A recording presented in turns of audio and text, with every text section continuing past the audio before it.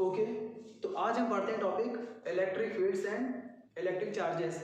Electrostatic में chapter first है और आपने इसमें पढ़ा था सुपरपोजिशन पिछले मेरे लेक्चर में। तो अब हम लोग सुपरपोजिशन हमारा पूरा हो चुका था लेक्चर में। सुपरपोजिशन के सारे न्यूमेरिकल्स के जितने की पॉइंट्स थे विद एग्जाम्पल आपको बताए गए थे। और आज हम लोग ये काम करते हैं कि हम लोग इलेक्ट्रिक चार्जेस वाला पूरा सिलेबस, जितने की इलेक्ट्रिक चार्जेस के जितने आपके डेफिनेशंस आते हैं एग्जाम में, या इलेक्ट्रिक चार्जेस से जितने आपके क्वेश्चन बनते हैं, क्वांटाइजेशन ऑफ चार्ज, ओके, तो जितने भी ऐसे कंजर्वेशन ऑफ चार्ज, जितने ऐसे टिपिकल टाइप के जितने भी आपको राइटिंग वाले जितने क्वेश्चंस हैं, आज हम लोग पूरा कवर करते हैं। ओके, देखिए यहाँ पर चैप्टर का नाम है आपका इलेक्ट्रिक फील्ड्स एंड चार्जेस। चलिए इसको मैं ऐसे लिख दे रहा हूँ एनसीईआरटी के according, electric charges and fields. अच्छा, ये चैप्टर किस यूनिट के अंदर आता है तो आपको पता है कि इसका हम लोग यहाँ पर ऐसे बोलते हैं इसे इलेक्ट्रोस्टैटिक। आपने सुना होगा ये नाम इलेक्ट्रोस्टैटिक। अब देखिए इलेक्ट्रो का मतलब यहाँ पर है चार्ज से। इलेक्ट्रो का यहाँ पर मतलब क्या है? चार्ज। और जहाँ पर लिखा है स्टैटिक उसका मतलब होता है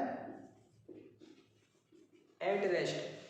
मतलब क्या? इलेक्ट्रोस्टैटिक। इलेक्ट्रोस्टैटिक एक ऐसा पार्ट है जिसमें हमें ये कवर करना है कि जब कोई चार्ज ना रेस्ट में होगा, जब कोई चार्ज रुका हुआ होगा, रेस्ट में होगा, तो उसके सारे जितने भी उसके ग्राफिक्स हैं, जो भी आपको उससे जितने फिजिकल रिलेशंस बन रहे हैं, वो सारे आपको काउंट करने हैं, सारे आपको डिराइव करना है। वो सब कुछ आपका इलेक्ट्रोस्टैटिक में आता है। और इसका एक और पार्ट है, वो क्या है? वो आपका होता है इलेक्ट्रोडायनेमिक। अब देखिए यहाँ पर इलेक्ट्रोडायनेमिक में इसी का उल्टा है वो। उसका मतलब यहाँ पर क्या हुआ? इलेक्ट्रो का मतलब चार्ज, और यहाँ पर लिखा डायनेमिक। डायनेमिक का मतलब होता है एट मोशन। जब कोई बॉडी क्या होती है? मूव करती है, उसे बोलते हैं मोशन। तो इसमें क्या हुआ? जब कोई चार्ज मूव करेगा किसी मैग्नेटिक फील्ड में, या फिर कोई चार्ज मूव करेगा किसी इलेक्ट्रिक फील्ड में, वो सारे के सारे जितने भी कॉन्सेप्ट हैं वो हमारे रखे गए हैं इलेक्ट्रोडायनेमिक में। और फिलहाल तो हमें ये पढ़ना है यहाँ पर इलेक्ट्रोस्टैटिक। इसके अंदर चैप्टर्स आपके आते हैं EMI, इलेक्ट्रोमैग्नेटिक इंडक्शन वगैरह, अल्टरनेटिंग करंट वगैरह, वो सारे हमारे इसमें आते हैं। तो फिलहाल हमें तो अभी इसे कवर करना है इलेक्ट्रोस्टैटिक को। अब देखिए इलेक्ट्रोस्टैटिक के अंदर पहले हम लोग ये पार्ट पहले कवर करते हैं आज, जितने भी से क्वेश्चंस हैं। यहाँ पर लिखा हुआ है आपका इलेक्ट्रिक चार्जेस। अब देखिए यहाँ पर इलेक्ट्रिक चार्ज क्या होता है? इलेक्ट्रिक, चलिए ध्यान से लिख दे रहा हूँ, इलेक्ट्रिक चार्ज। सबसे पहले इसको हम डिफाइन करेंगे। जब कभी अगर बात आती है ना इलेक्ट्रिक चार्ज को डिफाइन करने की, तो 90% बच्चों के मन में ये आता है कि उसको मैं ऐसे बोल दूं, the rate of flow of charge is called electric current. तो यहाँ से रिलेशन निकाल दें, तो वहाँ से अगर रिलेशन निकल के आता है तो वहाँ पे आता है Q is equal to IT, Q is equal to IT। फिर वहाँ से हम लोग डिफाइन करते हैं। तो देखिए ये प्रॉपर डेफिनेशन क्लास 12th के लिए नहीं है। इलेक्ट्रोस्टैटिक इसको परमिट नहीं करता, ये प्रॉपर डेफिनेशन नहीं है। तो इलेक्ट्रिक चार्ज डेफिनेशन क्या है, कैसे है? बहुत सिंपल है। आपको बताता हूँ कि जैसे मास, जैसे MASS, mass of a body, mass of a body, ये क्या होता है? तो मास क्या होता है कि ये किसी भी बॉडी की इंटरनल क्वालिटी है। इंटरनल क्वालिटी बोलिए, इंटरनल क्वांटिटी बोलिए, और उसके अंदर, अब मास के अंदर कुछ नहीं है। मास एक ना फंडामेंटल मतलब क्वांटिटी है। उसके नीचे अगर आप आएंगे तो आपको कुछ नहीं मिलने वाला। अगर मैं आपसे बोलूँ कि मास को डिफाइन करो, मास को डिफाइन करो, तो आप बोलोगे कि किसी भी बॉडी की क्वांटिटी को मास कहते हैं। बहुत ध्यान से पहले समझिए, ये पूरा हमारा इंट्रो हो जाएगा, आपको बिल्कुल अच्छे से आ जाएगा पूरा चार्ज के बारे में। तो जिस तरह से मास होता है ना कि इंटरनल क्वांटिटी को बोलते हैं, बॉडी की इंटरनल क्वांटिटी को, वैसे ही आपका चार्ज होता है। मास और चार्ज करेस्पॉन्डिंग, इनकी दोनों की वैल्यू एकदम सेम है, अपने अपने प्लेस पर इनकी वैल्यू। चार्ज भी क्या होता है? चार्ज भी किसी बॉडी की, किसी भी मैटर की फिजिकल क्वांटिटी होती है, जैसे कि मास होता है। क्लियर है? तो चार्ज को हम लोग क्या बोलेंगे? किसी भी बॉडी के फिजिकल क्वांटिटी को हम लोग चार्ज कहते हैं, जिसके थ्रू हम लोग अट्रैक्शन या रिपल्सन फोर्स को हम लोग एक्सपीरियंस कर सकते हैं, उसे हम लोग मेजर कर सकते हैं। क्लियर है? तो बहुत सिंपल सा, अगर आपको डिफाइन करने को आता है इलेक्ट्रिक चार्ज तो कैसे डिफाइन करना है, थोड़ा सा मैं इसको लाइन आपको दिखा दे रहा हूँ। इसे आप लोग प्रॉपरली नोट बना लीजिएगा, नोट्स में इसको कॉपी कर लीजिएगा।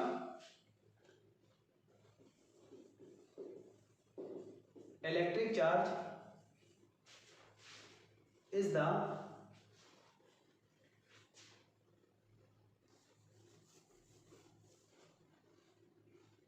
यहाँ पे लिखा था चार्ज और यहाँ पर लिखा था at motion. Okay. Electric charge is the physical quantity of a matter by which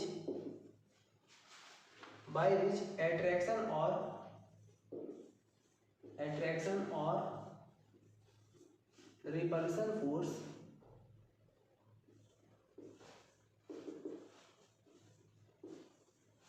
can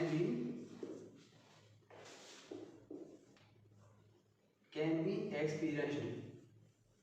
okay, अब देखिए बहुत सिंपल सा ये डेफिनेशन है। अभी आपको मैं ना एक फिगर बना के भी आपको समझा दूंगा एक डायग्राम के थ्रू। तो यहाँ पर देखिए, यहाँ पर क्या लिखा है, electric charge is the physical quantity of a matter. ये भी मैटर की फिजिकल क्वांटिटी होती है, लाइक एज मास। जिस तरह से मास होता है वैसे बिल्कुल सेम आपका चार्ज भी होता है, बाय विच जिसके द्वारा अट्रैक्शन और repulsion force can be experience, जिससे हम लोग अट्रैक्शन या रिपल्सन फोर्स को हम लोग मेजर करते हैं, एक्सपीरियंस करते हैं। ओके, अब देखिए इसको मैं दिखाता हूँ और अच्छे से आपको क्लियर आपको आने वाला है फिगर में। कुछ और देखिए यहाँ पर बातें फिगर के पहले। ये तो मान लीजिए हमारा डिफाइन हो गया यहाँ से यहाँ तक। आपको बिल्कुल ऐसे प्रॉपरली अपना नोट बना लीजिएगा कि एग्जाम वगैरह में कॉपी करने के लिए, ठीक। अच्छा, इसके बाद से यहाँ पर देखिए सिंबल, यहाँ पे आता है सिंबल इसका क्या होता है, कैपिटल क्यू या फिर स्मॉल क्यू, दोनों का मतलब ही यहाँ पर क्या हुआ, चार्ज। आपको जो मन करे, कैपिटल क्यू या स्मॉल क्यू, दोनों में से कोई भी आप यूज कर लो, ठीक। इसके बाद से यहाँ पे आता है इसका यूनिट। अब देखिए इसकी यूनिट क्या होती है, साइंटिस्ट नाम पे इनका पड़ा हुआ है कूलॉम। ओके, तो इसकी यूनिट सिंपल से आपको याद करनी है, कूलॉम, या फिर इसको हम लोग शॉर्ट फॉर्म में कैपिटल सी भी लिख देते हैं। फॉर एग्जांपल मैं आपको दिखाता हूँ, जैसे क्या लिखा, मान लीजिए +7 कूलॉम या -9 कूलॉम, इस तरह से सी लिखा होगा। तो नंबर के बाद अगर सी लिखा है आपके फिजिक्स में तो उसका मतलब कि वो आपको चार्ज की वैल्यू बता रहा है। क्लियर? अच्छा, इसके बाद से डायमेंशन देखिए।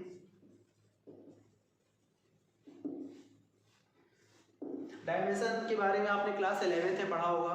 डायमेंशन MLT के फॉर्म में होता है। M होता है मास का, L होता है लेंथ का, T आपका होता है टाइम का, और A आपका होता है एम्पियर का, और टेम्परेचर का आपका बनता है थीटा टाइप में, ठीक है ना, थीटा बनता है।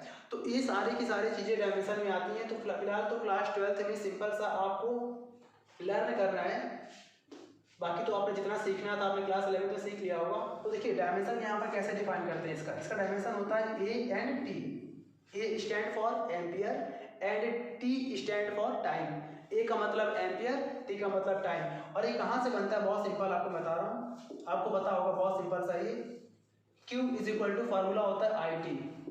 ओके, Q यहाँ पर क्या है, चार्ज है, तो इसकी डायमेंशन हमें फाइंड करनी है, तो इसका फार्मूला होता है IT।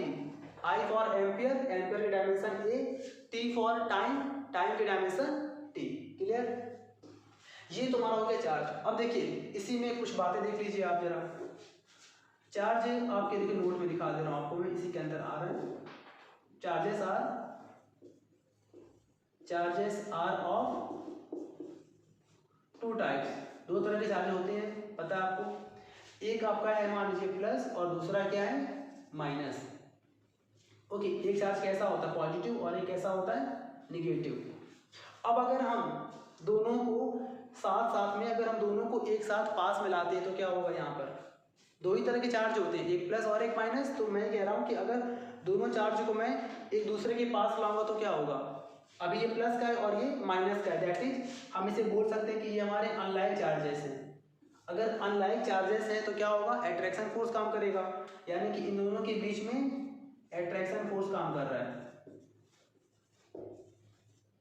ओके, अगर मान लीजिए इसी फिगर में आपको मैं दिखा दूं अगर ऐसे करके कि एक चार्ज अगर मान लिया हमने प्लस क्यू है और इसके पास दूसरा भी प्लस क्यू चार्ज है, अब क्या होगा?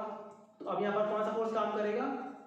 रिपल्सन फोर्स काम करेगा। ओके, तो यहाँ पर क्या काम कर रहा है? Repulsion force. यही ये जो आपको दिख रहा है नोट, यही मैंने यहाँ पर लिखवाया है कि चार्ज के बारे में। चार्ज क्या होता है? किसी भी पार्टिकल या किसी भी बॉडी के अंदर एक ऐसी फिजिकल क्वांटिटी होती है, ऐसी फिजिकल क्वांटिटी होती है जो अट्रैक्शन या रिपल्सन फोर्स को दिखाती है, इंडिकेट करती है। वही यहाँ पर हो रहा है। अगर चार्जेस आपके अपोजिट होंगे तो अट्रैक्शन, चार्जेस अगर आपके सेम होंगे, लाइक चार्जेस होंगे, देखिए यहाँ पर मैं लिख दे रहा हूँ लाइक चार्जेस। ओके, तो अगर लाइक चार्ज होगा, सेम चार्ज होगा तो रिपल्सन, अगर अपोजिट चार्ज होगा तो अट्रैक्शन। तो इस तरह से अगर इलेक्ट्रिक चार्ज डिफाइन करने को आता है तो आप प्रॉपरली यहाँ पर इलेक्ट्रिक चार्ज को पहले डिफाइन करेंगे, उसके बाद से सिंबल, यूनिट, डायमेंशन और ये फिगर साथ में। क्योंकि देखिए बोर्ड एग्जाम में अगर आपको अच्छे नंबर अचीव करने हैं तो 100% आपको हर वो काम करना होगा जो दूसरों बच्चों से या फिर दूसरे थ्योरी से कुछ अलग है।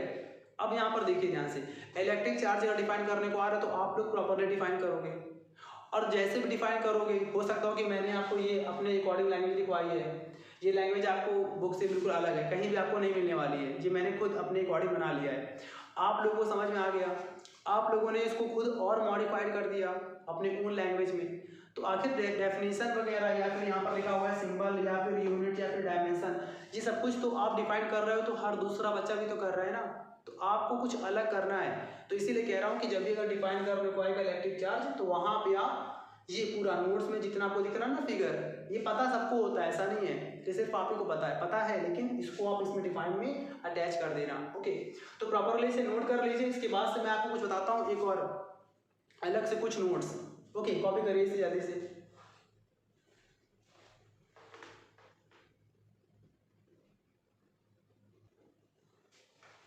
ओके, नोट हो गया। अब देखिए यहाँ पर नेक्स्ट यहाँ पर टॉपिक है हमारा इसी में, वेरिएंट ऑफ चार्जेस। अब देखिए यहाँ पर ध्यान से, यहाँ पर आपका लिखा हुआ है वेरिएंट ऑफ चार्जेस या फिर वेरिएंस। चलिए मैं यहाँ पर इन लगाना भूल गया हूँ, सॉरी।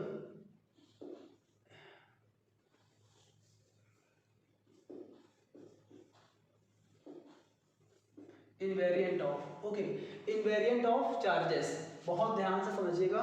इनवेरिएंट ऑफ चार्जेस या इसको हम लोग बोलते हैं invariance of charges.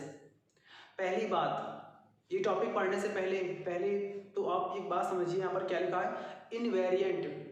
What is the meaning of invariant, पहले बताइए आप। देखिए इनवेरिएंट का मतलब क्या होता है या फिर इनवेरिएंस का सिंपल सा मतलब पता है क्या होता है? Remain unchanged. देखिए मैं लिख दे रहा हूँ। ओके, सबसे पहले यहाँ पर देखिए आप, इसका मतलब यहाँ पर लिख दे रहा हूं मैं, रिमेन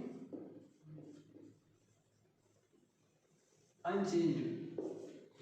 मतलब क्या कि जो चीज ना चेंज ही ना हो, जो चीज बदले ना हो, उसे हम लोग बोलते हैं क्या? इनवेरिएंस या इनवेरिएंट। अब यहाँ पर लिखा हुआ है इनवेरिएंट ऑफ चार्जेस, आपको बताना है इसके बारे में कि what is the explanation of invariant of charges. इसको आपको एक्सप्लेन करना है अपनी कॉपी में, और ये मान लीजिए क्वेश्चन है, डिफाइन करना है, कुछ भी मान लीजिए आप। कैसे करेंगे बहुत ध्यान से समझिएगा पहले। चलिए मैं कुछ आपको बातें बता रहा हूँ। मान लीजिए एक बॉडी है, उसका मास मान लीजिए m0 है। मैंने आपसे बोला एक बॉडी है, उसका मास जो है रेस्ट मास। रेस्ट मास का मतलब समझते हैं आप? जब कोई बॉडी, दो तरह से होते हैं पोजीशन, एक होता है रेस्ट की पोजीशन और एक क्या होता है? डायनेमिक, यानी कि मोशन करता हुआ। तो एक आपका है रेस्ट की पोजीशन और एक मान लीजिए हमने क्या, डायनेमिक पोजीशन है। तो एक बॉडी का मास हमने मान लिया m0 है। कब? m0 का मतलब रेस्ट की पोजीशन में। और उसी बॉडी का मैंने मास मान लिया जब उसकी स्पीड है कुछ ना कुछ। मान लीजिए आप उसकी स्पीड है v, तो मान लिया अगर उसकी स्पीड v है तो उस वक्त, उस इंस्टेंट उसका मास मान लिया मैंने स्मॉल m है। तो दो मास हो गए, एक कौन, एक क्या हुआ मास m0 और दूसरा m। तो इसका एक रिलेशन आपने पढ़ा होगा।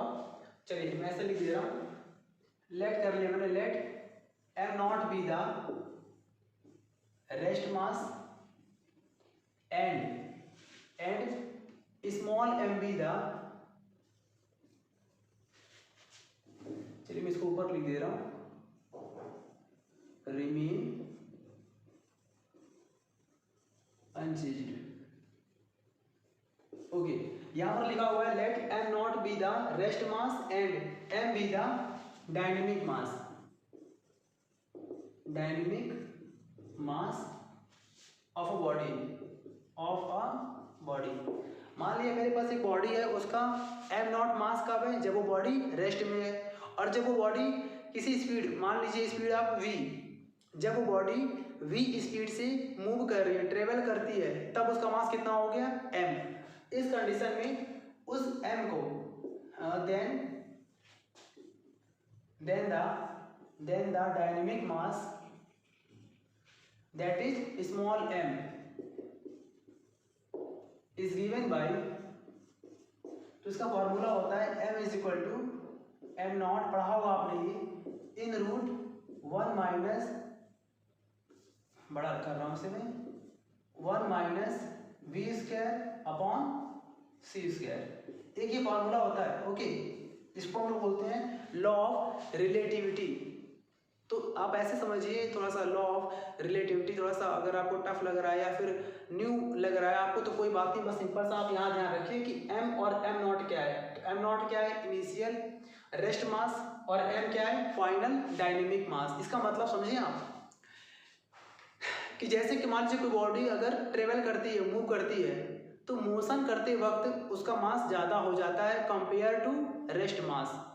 जब कोई बॉडी रेस्ट में होगी तो उसका मास कम होगा, और जब वही बॉडी, उसी मास वाली बॉडी को अगर हम किसी स्पीड से ट्रेवल करा दें तो उसका मास क्या होता है, कंटिन्यू बढ़ता जाता है according to the speed of the body. जैसे जैसे बॉडी की स्पीड बढ़ेगी उसका मास भी क्या होता, बढ़ता जाता है। इसका मतलब क्या कि मास जो है वो वेरिएंट क्वांटिटी है, mass is not a invariant quantity, के अंदर नहीं आता। तो मतलब कहने का कि इस फॉर्मूले का मैं यहाँ पर क्या मतलब आपको बता रहा हूँ। ओके, यहाँ पर देखिए और कुछ सेंस, यहाँ पर v क्या है, v यहाँ पर है स्पीड या वेलोसिटी, कुछ भी बोल दीजिए आप, स्पीड और velocity of a body, and यहाँ पर c क्या है, यहाँ पर c है स्पीड ऑफ लाइट।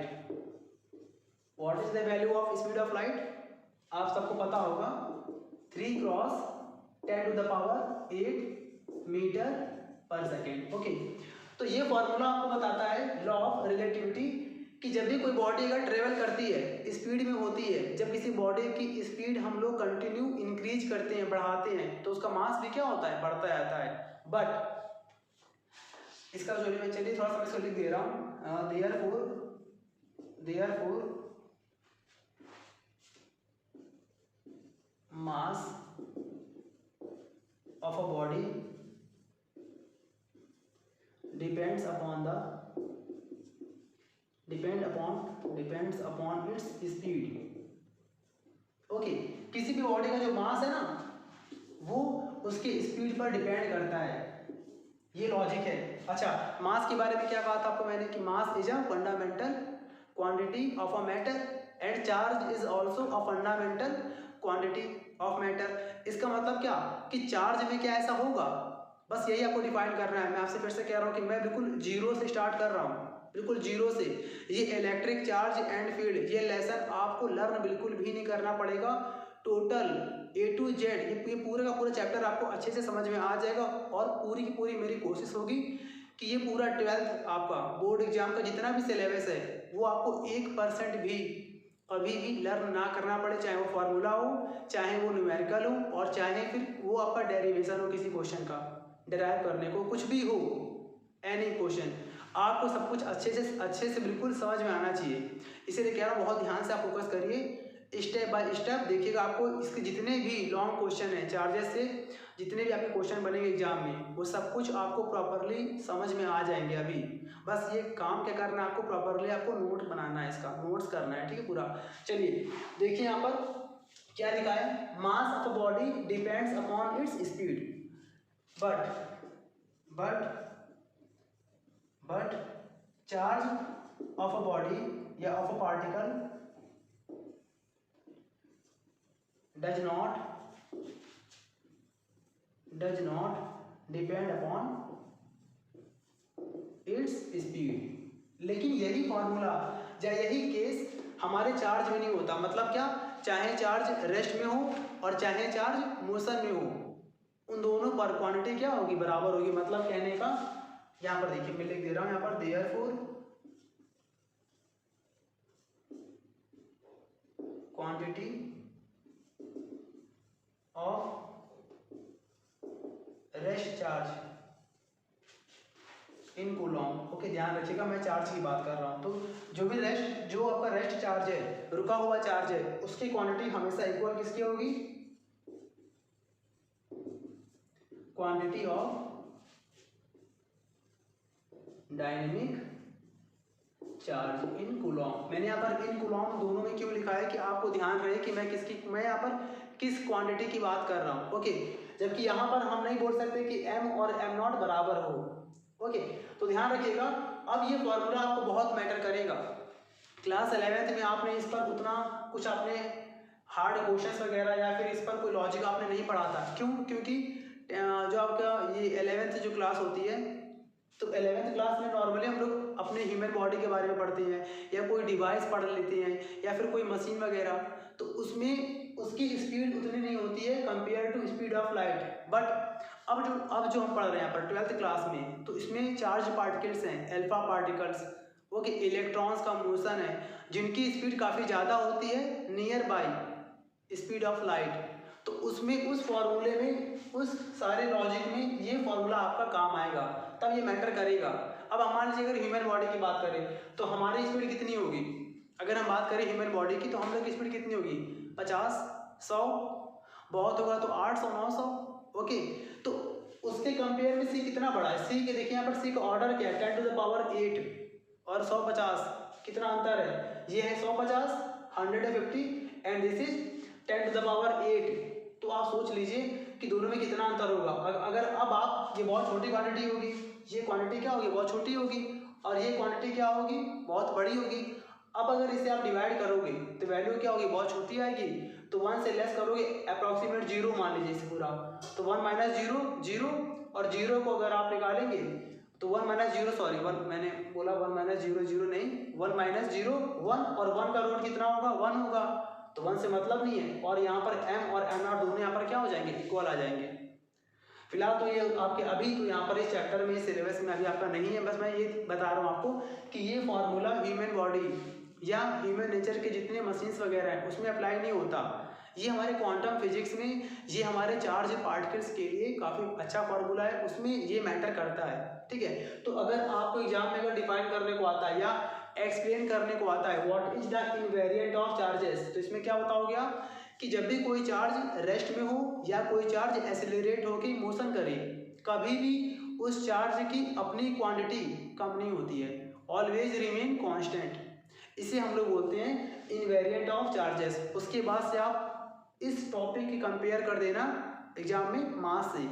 मास के बारे में बता दोगे आप कि जबकि मास में ऐसा होता है, m यहाँ पर क्या है, डायनेमिक मास, m नॉट यहाँ पर क्या है, रेस्ट मास, v यहाँ पर क्या है, स्पीड ऑफ द बॉडी या velocity of a body, c यहाँ पर क्या है, स्पीड ऑफ लाइट। मैंने यहाँ पर सारा रेफरेंस यहाँ पर दे रखा है। ठीक है, इसके बाद से आप कंपेयर करोगे कि इस फॉर्मूले को हम अगर हम चाहें चार्ज में अप्लाई करना तो ये इम्पॉसिबल है, उसके बारे में आप डिफाइन कर दोगे। तो ये पूरा हमारा क्वेश्चन बन गया इनवेरिएंट ऑफ चार्जेस। बस एक बात फोकस करना है आपको इस टॉपिक में, क्या, चार्ज चाहे डायनेमिक हो और चार्ज चाहे रेस्ट में हो, दोनों ही हाल में इस पर चार्ज की अपनी क्वांटिटी क्या होगी, सेम होगी। 5 कूलॉम मान लीजिए, तो 5 कूलॉम की स्पीड अगर 0 है, मतलब रेस्ट में है, तब भी 5 कूलॉम रहेगा।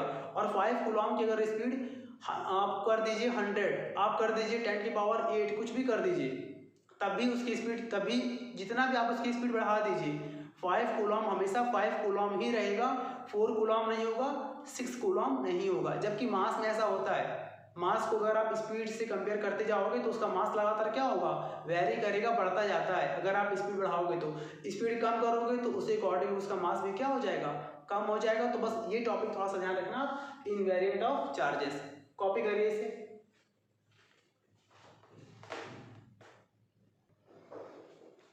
ओके, अब देखिए यहाँ पर टॉपिक इसके बाद आता है topic conservation of charge.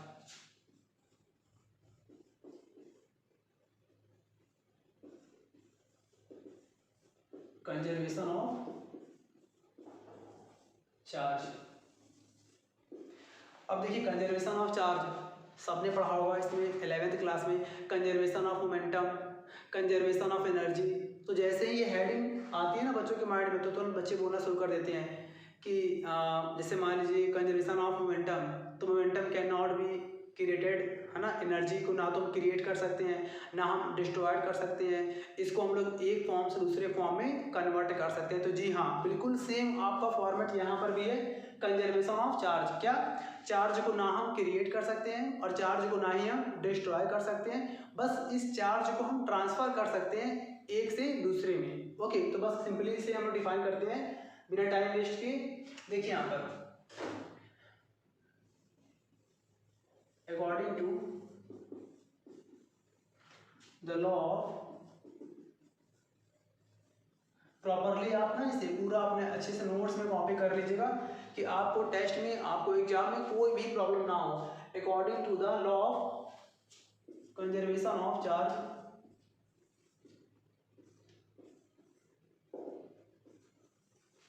Charge can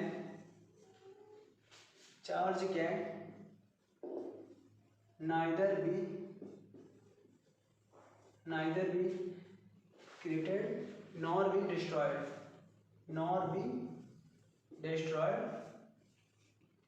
it can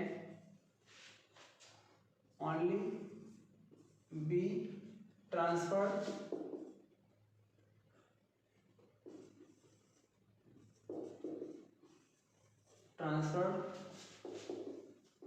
from one to another। Okay, तो सिंपली सा आपका यहाँ पर डिफाइन हो गया conservation of momentum, sorry conservation of charge. अब देखिए एक बात सुनिए ध्यान से, ये तो आपका डिफाइन हो गया कंजर्वेशन ऑफ चार्ज। इसको थोड़ा सा और आपको अलग से एक्सप्लेन करना है, वो क्या है थोड़ा सा मैं यहाँ पर लिख दे रहा हूँ। therefore the total charge of an isolated system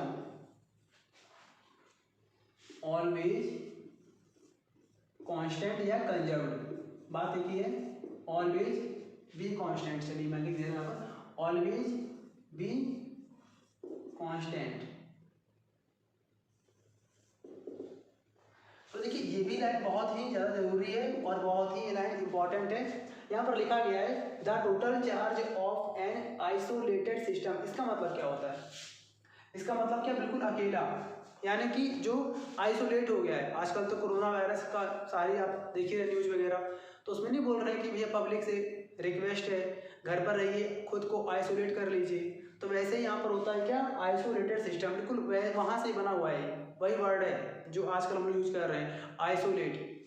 मतलब क्या कि जब कोई भी सिस्टम किसी तरह से किसी दूसरे सिस्टम के कांटेक्ट में ना आ पाए, क्योंकि ये वर्ड ऐसा वर्ड है जो शायद आपने केमिस्ट्री में थर्मोडायनेमिक्स, ये एक सिलेबस है, उसमें आपने शायद सुना होगा। तो बहुत सिंपल सा है, अगर यहाँ पर लिखा है क्या, आइसोलेटेड, ये आइसोलेट इसका मतलब क्या हुआ कि ऐसा सिस्टम जो किसी दूसरे, किसी अनदर सिस्टम से टच में ना आए, कांटेक्ट में ना आए, उसे हम लोग कहते हैं क्या, आइसोलेटेड सिस्टम। तो इस आइसोलेटेड सिस्टम की हमेशा इस कंडीशन में इस पर जितना भी चार्ज होगा, होल चार्ज, वो हमेशा क्या रहेगा, कांस्टेंट रहेगा या कंजर्व रहेगा। अब आपको मैं दिखाता हूँ इसका एक छोटा सा एग्जांपल, उसके बाद से पूरा आप इसे कॉपी कर लेंगे और ये पूरा आपका हो जाएगा कंप्लीट। इसके बाद से हम पढ़ेंगे क्वांटाइजेशन ऑफ चार्ज। चलिए देखिए यहाँ पर इसको अच्छे से समझिए। जैसे मैंने मान लिया कि मेरे पास एक, मान लिया मैंने एक सिस्टम है यहाँ पर, ओके, और इस सिस्टम में मैंने माना यहाँ पर तीन चार्जेस हैं, एक है Q1, एक हमने मान लिया Q2 और एक हमने मान लिया Q3। मान लिया हमने कि यहाँ पर Q1 की वैल्यू है +5 कूलम, Q2 की वैल्यू मान ली +3 कूलम और Q3 की वैल्यू ने मान ली 2 कूलम। ओके, बहुत ध्यान से आप देखिए, समझिए फिगर को। और ये फिगर कैसा है, ये आपका है आइसोलेटेड सिस्टम।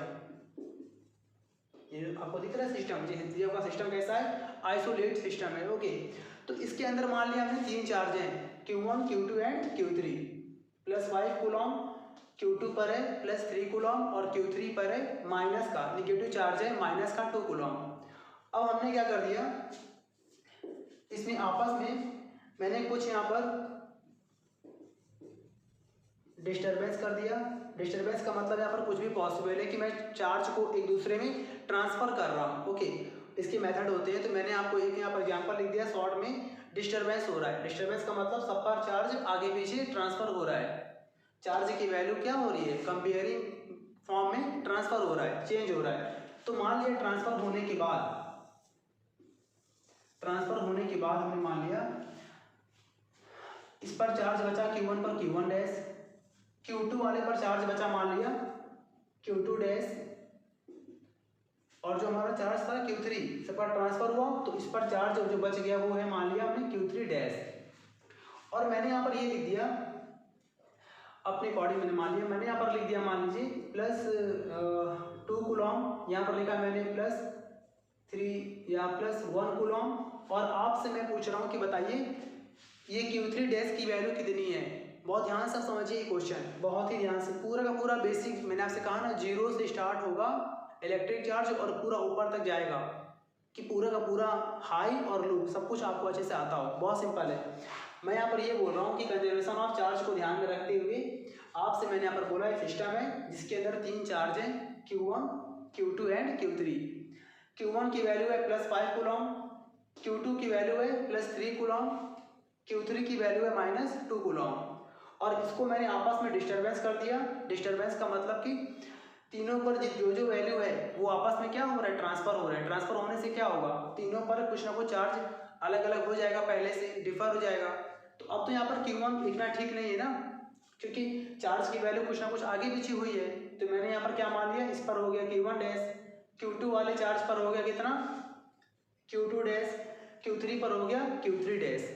और मैं आपसे कह रहा हूँ कि अगर Q1 पर प्लस 2 कूलम आ गया चार्ज, Q2 वाले पर आ गया प्लस 1 कूलम, तो what is the value of Q3 charge dash, sorry Q3 dash charge. कैसे मालूम करेंगे, देखिए सबसे पहला काम, चलिए आप बताइए यहाँ पर, सबसे पहले आप बताइए यहाँ पर जरा टोटल चार्ज कितना है इस पर, पहले टोटल चार्ज। तो इसका आंसर क्या होगा 5, ऐसे 5 एंड 3 कितना हुआ 8, और 8 माइनस 2 कितना हुआ प्लस का 6 कूलम। यस और नो, क्लियर है। फिर से मेरी बात सुनिए, इस कंडीशन में Q3 डैश की वैल्यू फाइंड करने के लिए सबसे पहले हम जो हमारा आइसोलेट सिस्टम था उसमें पहले मैंने फाइंड किया टोटल चार्ज कितना आया, 5 प्लस है और 3 प्लस है, तो 5 एंड 3 8 माइनस 2 6 कूलम। ओके, और यहाँ पर अगर हम ऐड करेंगे इन तीनों को, टोटल चार्ज तो यहाँ पर हमारा आएगा प्लस 2 एंड प्लस 1 कितना आएगा प्लस 3 कूलम, और साथ में इसकी वैल्यू मालूम नहीं है तो मैंने यहाँ पर लिख दिया प्लस Q3 डैश। और हमारा जो कंजर्वेशन ऑफ चार्ज क्या कहता है, कंजर्वेशन ऑफ चार्ज हमें ये फॉलो कराता है, यहाँ पर ये कहता है कि दोनों पर टोटल चार्ज क्या होंगे, होल चार्ज दोनों पर बराबर होंगे। तो बस सिंपल सा आपका आंसर देयरफॉर दोनों को हम कर देंगे इक्वल, तो यहाँ पर और इसको दोनों को हम इक्वल करने जा रहे हैं। तो इस तरफ यहाँ पर क्या लिखा है plus 3 coulomb plus Q3 dash is equal to, और यहाँ पर आपका लिखा हुआ है प्लस 6 कूलम। अब क्या करेंगे हम लोग, यहाँ पर सिंपल सा है। अब यहाँ पर आप Q3 डैश की वैल्यू फाइंड कर लीजिए, वेरी सिंपल। Q3 डैश, तो यहाँ पर देखिए ये तो इसके बाद से आप आराम से सॉल्व कर लेंगे। प्लस 3 है, वहाँ पर क्या होगा लेस हो जाएगा, तो वहाँ पर कितना बचेगा प्लस 3 कूलम, यानी कि Q3 पर कितना आएगा प्लस 3 कूलम। ये हमारा आंसर आ गया, सिंपल सा, क्लियर है ना। तो इस तरह से पूरा आपको यहाँ पर डिफाइन करना है।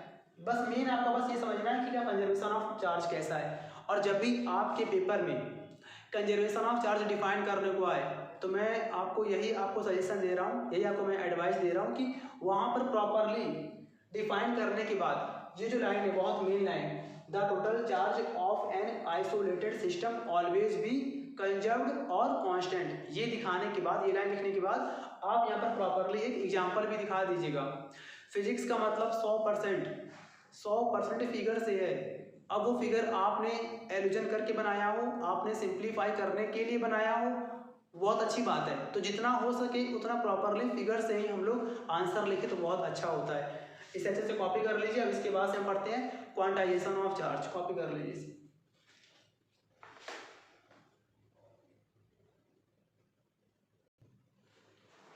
चलिए अब हम यहाँ पर पढ़ते हैं टॉपिक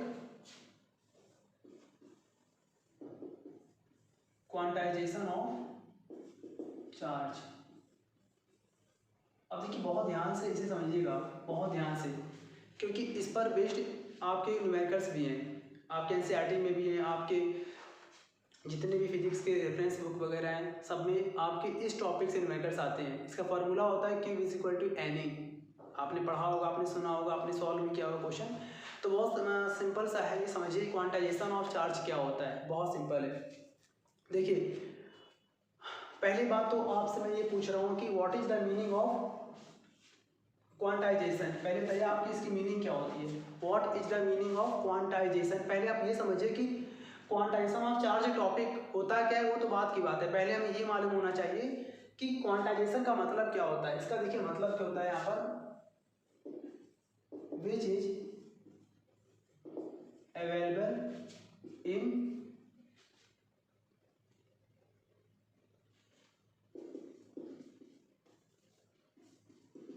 फिक्स्ड अमाउंट। अब देखिए यहाँ पर मतलब क्या कि जो भी किसी फिक्स्ड अमाउंट में अवेलेबल होते हैं उसी हम लोग यहाँ पर कहते हैं क्या, क्वांटाइजेशन। ये हमें एक वर्ड दिया गया है। ओके अब देखिए यहाँ पर क्वांटाइजेशन का मतलब यहाँ पर लिखा हुआ है which is available in fixed amount. अब इसको बहुत अच्छे से पहले समझिए कि क्वांटाइजेशन ऑफ चार्ज टॉपिक होता क्या है। अब मान लीजिए मेरे पास एक मार्कर है, ये आपको दिख रहा है एक मार्कर, मान लीजिए पेन, मान लीजिए कुछ भी। तो अगर ये पेन है मान लीजिए, और अगर मैं मार्केट में लेने गया मार्कर या पेन, तो मैं कैसे लूँगा मार्केट में मैं कैसे पेन या मार्कर परचेज करूँगा। मैं वहाँ पर ऐसे बोलूँगा ना कि मुझे एक मार्कर दे दीजिए, या मुझे 2 मार्कर चाहिए, या फिर मुझे 3 पेन चाहिए, 4 पेन चाहिए, ऐसे कहेंगे ना। कभी ऐसे तो नहीं बोलेंगे ना कि मुझे हाफ पेन दे दीजिए, मुझे 3/2 पेन चाहिए, मुझे 7/2 पेन चाहिए, ऐसा तो नहीं होगा ना। या तो आर या तो पार। मतलब क्या, आर पार का मतलब क्या, तो एक पेन या तो 2 पेन या तो 3 पेन, ऐसे करके मतलब पेन हमें लेना होगा, ठीक है ना। बिल्कुल सेम फॉर्मेट में चार्ज होता है। अगर आप चार्ज कहीं पर ले रहे हो, चार्ज अगर आप टेक ओवर कर रहे हो, या चार्ज गिव अप कर रहे हो, चार्ज आप ट्रांसफर कर रहे हो, तो कैसे करोगे पता है, 1 इलेक्ट्रॉन या 2 इलेक्ट्रॉन या 3 इलेक्ट्रॉन, 7 इलेक्ट्रॉन प्लस 7 माइनस 7, ये पॉसिबल है। But this is not possible that if you से +5/2 Coulomb minus 7/3 Coulomb, this is wrong. Okay तो बस यही हमारा होता है क्या, क्वांटाइजेशन ऑफ चार्ज। मैंने आपको बहुत सिंपल सा एग्जांपल दिया है केवल आपको समझाने के लिए कि अगर मैं पेन लेने जा रहा हूँ मार्केट में, तो इसे मैं क्वांटाइजेशन फॉर्म में ही परचेज करूँगा।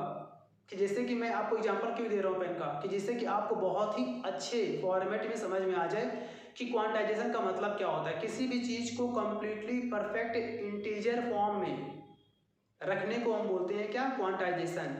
मतलब क्या, +2 -2, +2 ये आपने पढ़ा है मैथ में सेट्स वगैरह, या फिर मैथ आपने पढ़ी है सिंपल सा।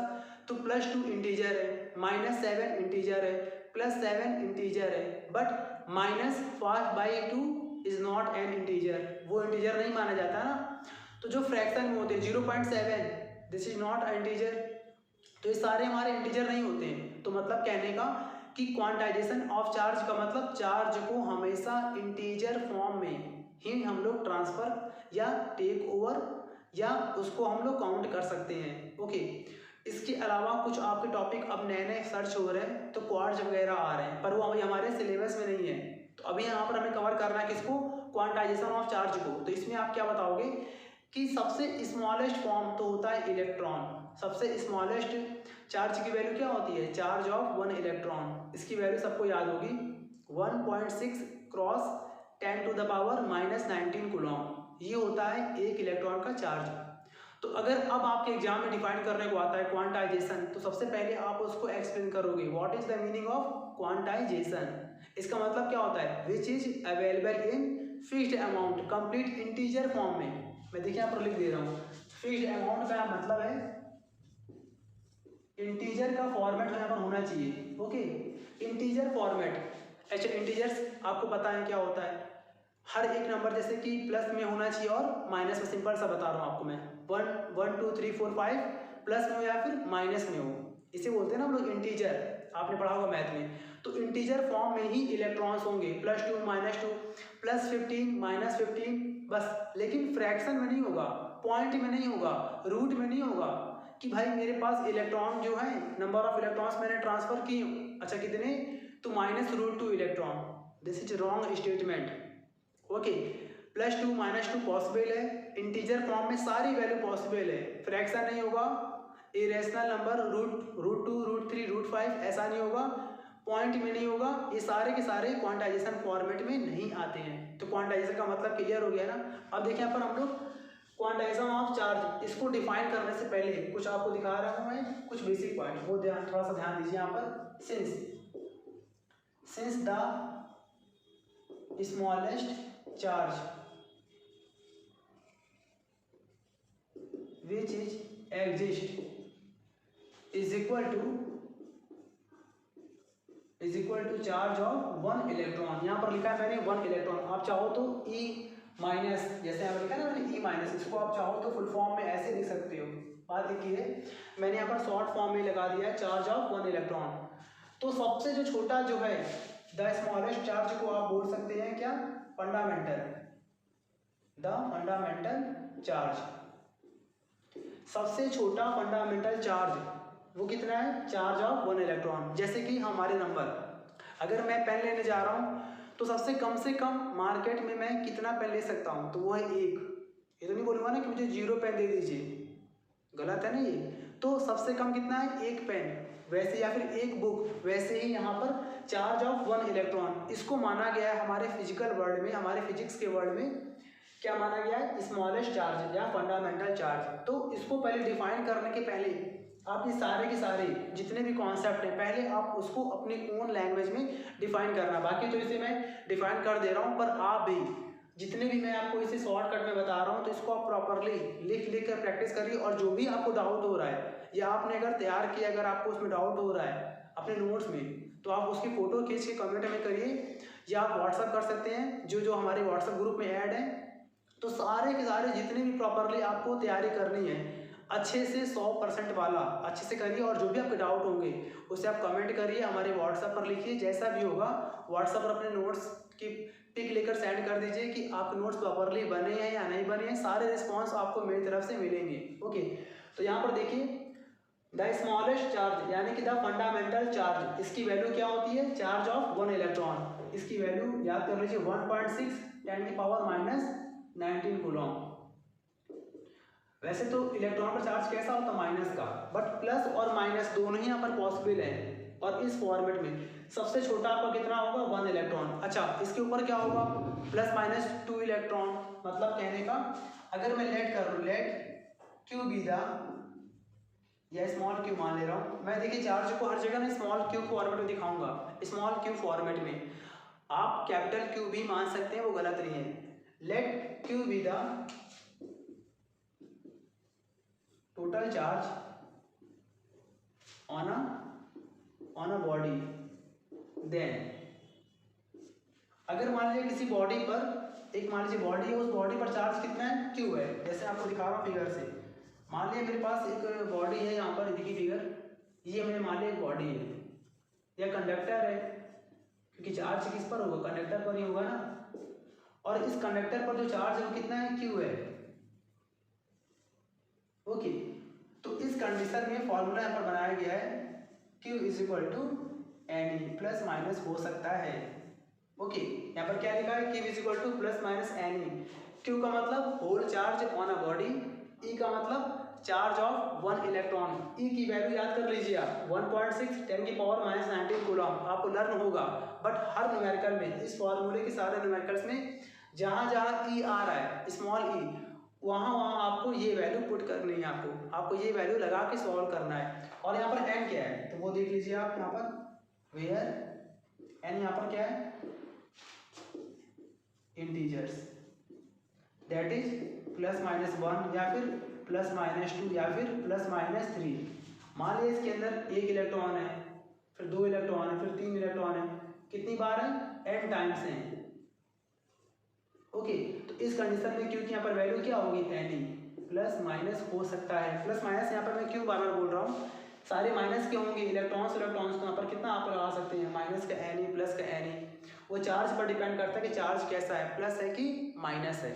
ओके, फिलहाल मेन फॉर्मूला क्या होगा, Q is equal to n, where n यहाँ पर क्या है, इंटीजर्स है, ये इस फॉर्मेट में ±1 ±2 ±3 ऐसे करके आपके और भी हो सकते हैं। क्लियर। अब देखिए यहाँ पे जरा डिफाइन कैसे करेंगे आप इसे, डिफाइन तो हम लोग भूल ही गए पहले, तो ये सारा का सारा कॉन्सेप्ट है, क्लियर हो गया। इस फॉर्मूले दिख रहा है आपको, Q is equal to n, plus minus अभी आप हटा दीजिए तो Q is equal to n, इस फॉर्मेट के न्यूमेरिकल्स होंगे। अब बात आ रही है कि भाई क्वांटाइजेशन को हम लोग यहाँ पर एक्सप्लेन कैसे करेंगे, यहाँ पर कैसे करेंगे, यहाँ पर एक्सप्लेन बहुत सिंपल है। देखिए इसका एक्सप्लेनेशन कैसे देंगे आप,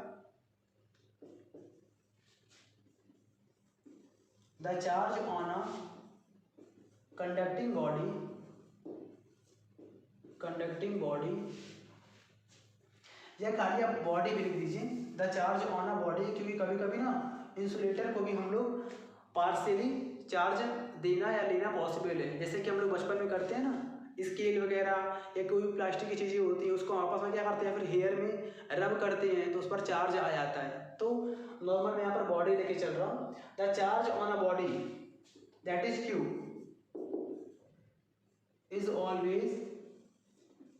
is always equal to the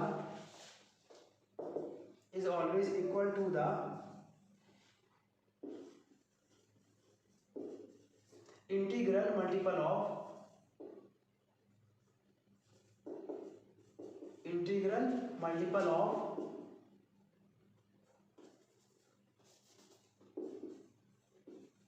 charge of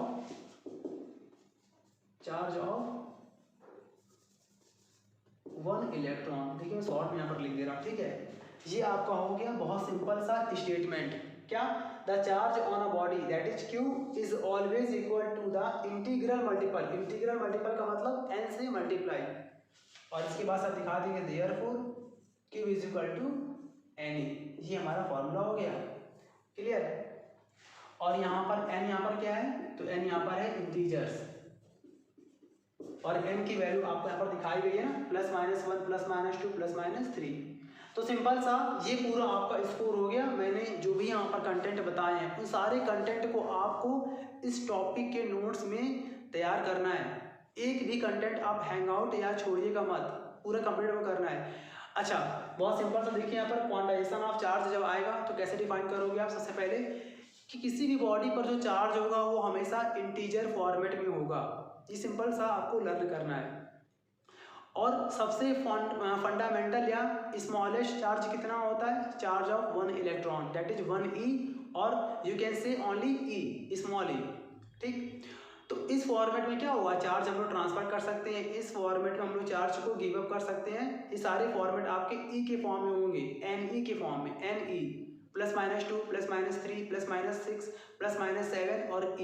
okay, तो ये आपका पूरा होता है क्वांटाइजेशन ऑफ चार्ज, मतलब क्या, available in fixed amount, fractional में नहीं होगा, चार्ज कभी भी फ्रैक्शन में नहीं होगा। इस कॉन्सेप्ट को आप लर्न कर लीजिए और इसे अपने लैंग्वेज बना के आप एक्सप्लेन कर सकते हैं। तो क्लियर इसे अच्छे से कॉपी कर लीजिए। बस इसके बाद से थोड़ा सा आपको बताऊंगा नोट, और इसके बाद से आज का वीडियो हम फिनिश करते हैं, फिर आपको मिलेंगे हम नेक्स्ट लेक्चर में। इसे आप कॉपी करिए, एक और हमारा बचा हुआ नोट कॉपी कर लीजिए इसे।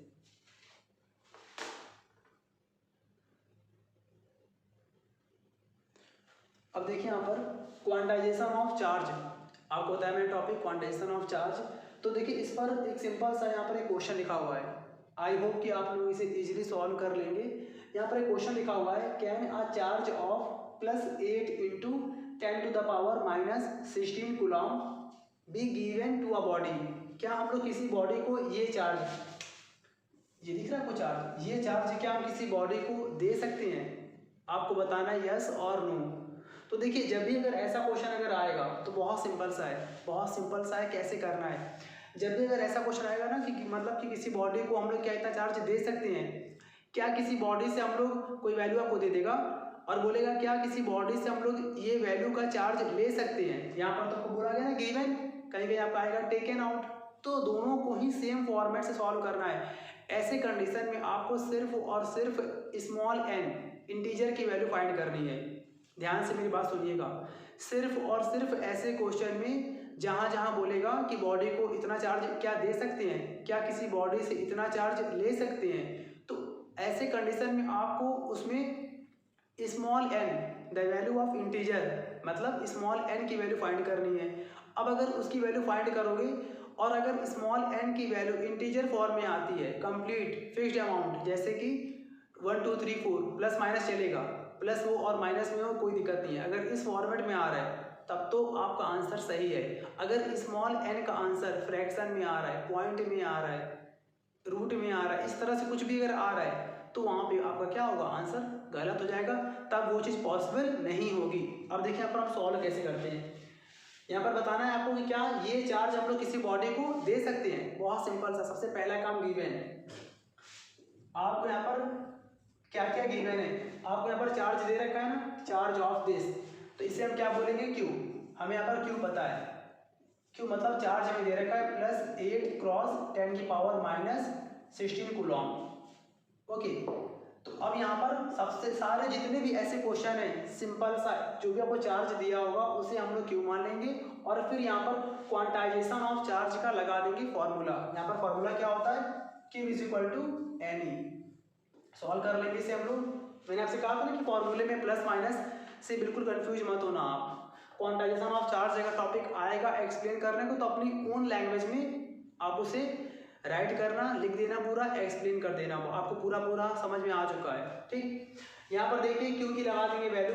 यहाँ पर क्यू की वैल्यू है 8 × 10⁻⁻16 प्लस का है, ठीक है, is equal to small n find करना होता है। ऐसे क्वेश्चन में आपको स्मॉल n फाइंड करना होता है, तो स्मॉल n इंटू ई की वैल्यू है -1.6 10⁻⁻19। इजीली यहाँ पर हम लोग सॉल्व कर लेंगे। तो यहाँ पे हमारा n आएगा, अगर मैं साइन को छोड़ दे रहा हूँ तो आ जाएगा 8 10⁻⁻16 और ये पूरा नंबर मल्टीप्लाई में है तो आ जाएगा डिवाइड में 1.6 10⁻⁻19, यहाँ पर प्लस यहाँ पर माइनस। सॉल्व कर लेंगे। अब देखिए पॉइंट को हटाएंगे तो ऊपर आ जाएगा 80। ओके, इस पॉइंट को हटाया मैंने तो ऊपर आ गया 80 अपॉन में कितना आया 16, पॉइंट को मैंने हटा दिया, कंप्लीट। और इसके बाद से यहाँ पर क्या लिखा है 10⁻⁻19। जब हम लोग इसको ऊपर ट्रांसपोज करके ले आएंगे, ऊपर ले जाएंगे, ऊपर अगर इसे मैं ले जाऊंगा तो ये माइनस आ क्या हो जाएगा प्लस का, और +19 और माइनस का 16, तो हमारा कितना आएगा आंसर 3। और इसको हम लोग कैंसिल आउट कर लेंगे। तो जैसे ही हम लोग यहाँ पर 16 से कैंसिल करेंगे 80 को तो आ जाएगा 5 10⁻3, दैट इज 5000। ये हमारा आंसर आ गया। और ये हमारा क्या है, ये हमारा इंटीजर है, यस और नो, ये हमारा इंटीजर है ना, तो इसका मतलब क्या होगा therefore yes it can be possible, ऐसा हो सकता है। ओके, मान लिया कि हमने सॉल्व किया होता है, यहाँ पर क्वेश्चन को पूरा सॉल्व किया होता और सॉल्व करने पर स्मॉल n की वैल्यू फ्रैक्शन में आती या पॉइंट में आती, तो यहाँ पर क्या होता है no it can not be possible, तब ऐसा नहीं हो सकता है। क्लियर है ना। तो इस पर बेस्ड बहुत आसान से क्वेश्चंस आपके होंगे इस फॉर्मूले पर बेस्ड, क्वांटाइजेशन ऑफ चार्ज पर, तो उसको आप लोग इजीली सॉल्व कर लेना। और जो भी आपके डाउट वगैरह हो उससे आप कमेंट बॉक्स में बताना, तो हम लोग उसे कंप्लीट वर्कआउट करके पूरा हम लोग कवर कर लेंगे। एक सिंपल सी बात ध्यान रखना आप, इसके क्वांटाइजेशन ऑफ चार्ज के न्यूमेरिकल्स में मैं यहाँ पर लिख दे रहा हूँ नोट में, बहुत ध्यान रखना। बस आपको मैं दिखाता हूँ फिगर से। यहाँ पर मैंने मान लिया कि बॉडी, यहाँ पर एक मैंने बॉडी यहाँ पर मान लिया, और एक बॉडी से मैं क्या कर रहा हूँ इलेक्ट्रॉन्स को बाहर निकाल रहा हूँ। ये हमारे इलेक्ट्रॉन से बाहर निकल रहे हैं, और एक बॉडी में मैं इलेक्ट्रॉन्स डाल रहा हूँ, एक बॉडी में इलेक्ट्रॉन्स अंदर भेज रहा हूँ और एक बॉडी से इलेक्ट्रॉन्स में निकाल रहा हूँ। ओके, यहाँ पर लिख दे रहा हूँ मैं, यहाँ पर आपको दिख रहा है फिगर में टेकन आउट, टेकन आउट, और यहाँ पर है आपका गिवन इनसाइड। तो अगर किसी बॉडी से हम जब इलेक्ट्रॉन निकालते हैं तो ध्यान रखिएगा उस बॉडी पर चार्ज कैसा बचेगा, पॉजिटिव चार्ज, यानी कि बॉडी कैसी हो जाएगी, पॉजिटिव हो जाएगी, पॉजिटिव चार्ज बॉडी। बहुत ध्यान रखिएगा, किसी भी बॉडी से जब हम लोग इलेक्ट्रॉन को निकालते हैं तो उस पर चार्ज कैसा आ जाता है, प्लस का, सिंपल सा। और जब किसी बॉडी में हम लोग इलेक्ट्रॉन को डोनेट करते हैं, इलेक्ट्रॉन को हम लोग उसको देते हैं, किसी बॉडी के अंदर अगर इलेक्ट्रॉन डालते हैं या नंबर ऑफ इलेक्ट्रॉन का एक्सेस हो जाता है, अधिकता हो जाती है, तो अगर इलेक्ट्रॉन अंदर जाएंगे तो बॉडी को हम क्या यहाँ पर बोलेंगे, नेगेटिव चार्ज बॉडी। तो ये हमारा कॉन्सेप्ट आपको यहाँ पर काम आएगा। कहीं कहीं आपसे बोलेगा कि किसी बॉडी से हमने 5 इलेक्ट्रॉन निकाल लिया, बताओ कि उस पर कितना चार्ज बचा और नेचर कैसा है। तो भाई 5 अगर इलेक्ट्रॉन निकाल लोगे तो n की वैल्यू कितनी है, 5 है। e की वैल्यू पता है आपको 1.6 10 की पावर -19, आप लगा के सॉल्व कर लोगे, वहाँ से आपका क्यू निकल आएगा।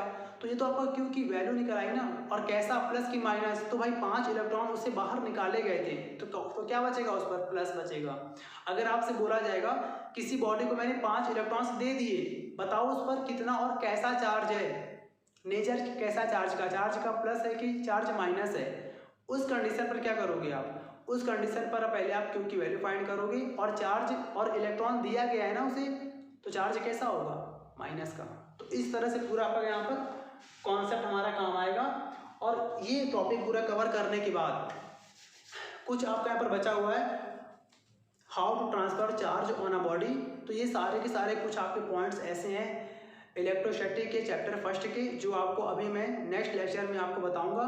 और ये पूरा का पूरा लेसन आपको टॉपिक वाइज पूरा हमारे चैनल पर SR कोचिंग सेंटर पे आपको अपलोड होता हुआ मिलेगा। आपको मैं व्हाट्सएप से, आपको मैं फेसबुक से, आपको मैं इंस्टाग्राम से, आपको मैं यूट्यूब पर कंटिन्यू सॉल्व कराता जाऊंगा। और सारे के सारे बोर्ड एग्जाम के पूरे सिलेबस, लेसन 1 से लेकर जितने भी हमारे वॉल्यूम 2 वॉल्यूम 1, ये पूरा बहुत ही आसान लैंग्वेज में इजी न्यूमेरिकल के साथ, सब कुछ कॉन्सेप्ट के साथ पूरा आपको अपलोड मिलेगा टाइम टू टाइम। तो अब नेक्स्ट वीडियो में ये पूरा लेसन, इसी के आगे हम कंटिन्यू करेंगे। आप इसे प्रॉपरली नोट बना लीजिए, आपके बोर्ड एग्जाम में बहुत ही बेनिफिट होगा इससे। और जिससे भी इस लेसन, आपके जो भी फ्रेंड वगैरह ने, जो भी आपके जान पहचान के लोग हैं जिन्होंने ये लेसन कवर ना किया हो, लॉकडाउन में पढ़ ना पाए हों, तो उनको आप बता दीजिए ये लेसन बिल्कुल अच्छे से रिवाइज होता हुआ, जिन लोगों ने पढ़ लिया उनके लिए रिवाइज होगा, और जिन्होंने नहीं पढ़ा है वो प्रॉपरली नोट बना लें, बिल्कुल फेयर कॉपी के फॉर्म में। आपको पूरा का पूरा lesson volume 1 volume 2 completely solve मिलेगा हमारे हर लेक्चर में, कंप्लीट पूरा। तो इसे आप प्रॉपरली सॉल्व करके, और जो भी आपके प्रॉब्लम्स वगैरह हों, डाउट वगैरह हों, कमेंट करिए। अगर आपको लाइक करना है, आपको अच्छा लग रहा है, अगर आपको समझ में आ रहा है तो आप इसे लाइक भी कर सकते हैं। और जो भी आपके डाउट वगैरह हों इसको लेकर, उसे आप बताइए, उसकी प्रॉपरली वीडियो बनाई जाएगी। Thank you so much.